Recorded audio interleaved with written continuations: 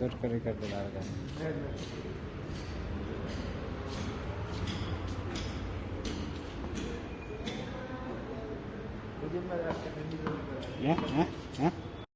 So I'm Belino from Ethiopia. I'm a physical therapist for the last 15 years. I work as a physical therapy practitioner as well as I'm working as a teacher in Bahadar University.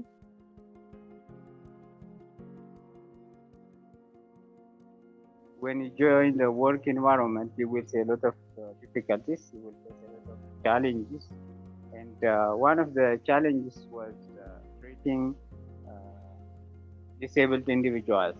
And the most challenging question that comes from families of children with disabilities is my child going to work?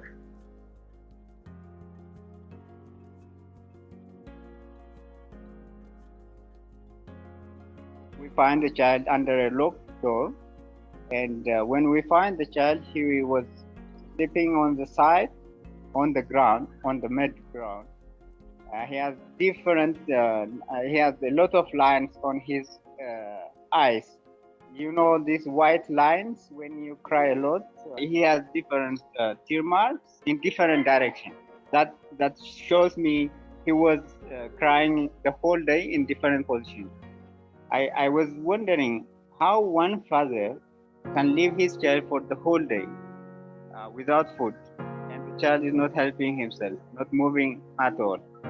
So I was asking him, how do you do this on your child? Then the father was responding that, do I have any choice? I need to feed him. I need to feed myself and my child. So I need to work for that.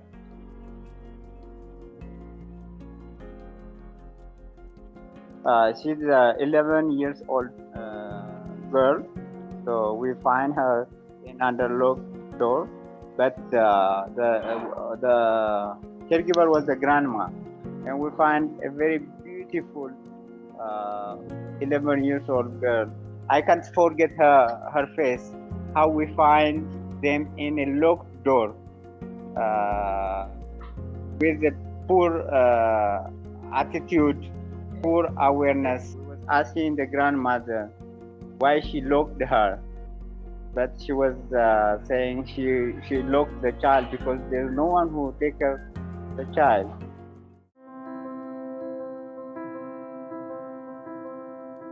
What we was planning is we take children in the daytime from their parents, then the parents can get a chance to work so that they can feed themselves, they can feed their children, they can cover their expense.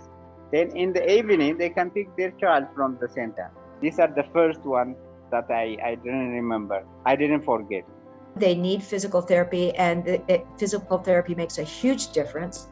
But two, because they are children, it affects the well-being of the whole family. So providing a daycare for children with disabilities is a huge resource with challenges, because the culture in Ethiopia says the families should take care of each other. And if I'm putting my child in an institution, then the families are giving up on them. They're not doing what they should be doing.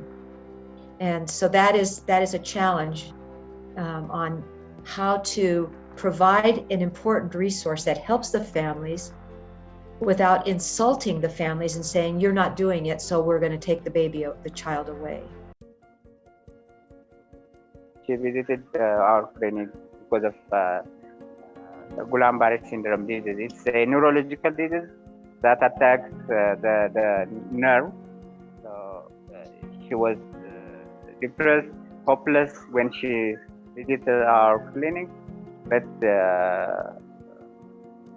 she was moving with, after the follow-up, she was moving with no difficulties, and she was saying, she was working with so many difficulties. Now look at her smile, look at how she's confident enough. There are very limited schools that accommodate the special needs of these children.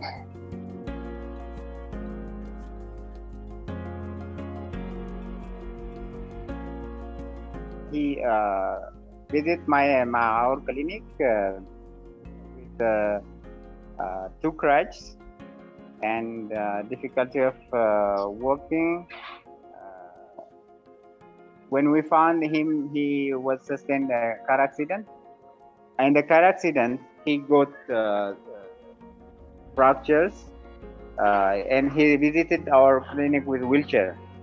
But after some follow-up, he is able to move without crunch, without any walking aid.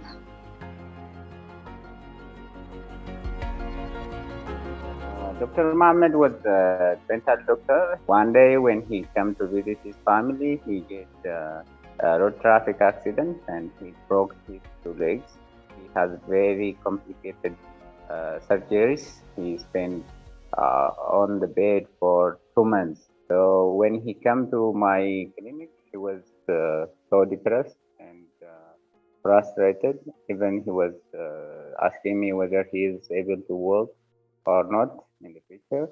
Thankfully, he spent some months in our clinic, and now he is returned to his job without any limitation. He can work, he can run.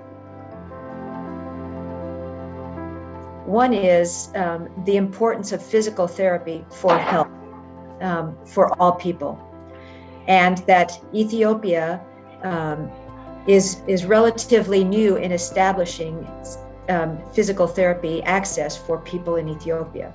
1,000 physical therapists are available in Ethiopia for more than 100 million people. Only 2 or 3 speech therapists are available in the country.